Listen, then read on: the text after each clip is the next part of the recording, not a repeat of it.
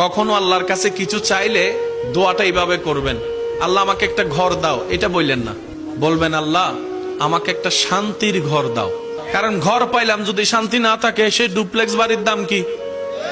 কখনো সন্তান চাইবেন না, বলবেন আল্লাহ আমাকে একটা নেককার সন্তান দাও। কখনো চাকরি ব্যবসা খুঁজবেন না, বলবেন আল্লাহ আমাকে হালাল রুজি অর্জনের একটা রাস্তা করে দাও। কারণ আপনার যদি সন্তান সন্ত্রাস হয়ে বসে, বাপদাদা 14 গোষ্ঠীর ইজ্জত, এই সন্তান হওয়ার চাইতো। আমি কি বুঝাতে পারছি কথা? এবার দেখেন আল্লাহ এমন দয়াবান, যারা নামাজ পড়ে তাদেরকেও দেয়, যারা নামাজ পড়ে না তাদেরকেও দেয়। কিন্তু দুই দেওয়ার মধ্যে পার্থক্য আছে।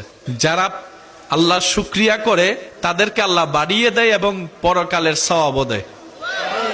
এটা সবাই পায়? এটা সবাই পায়?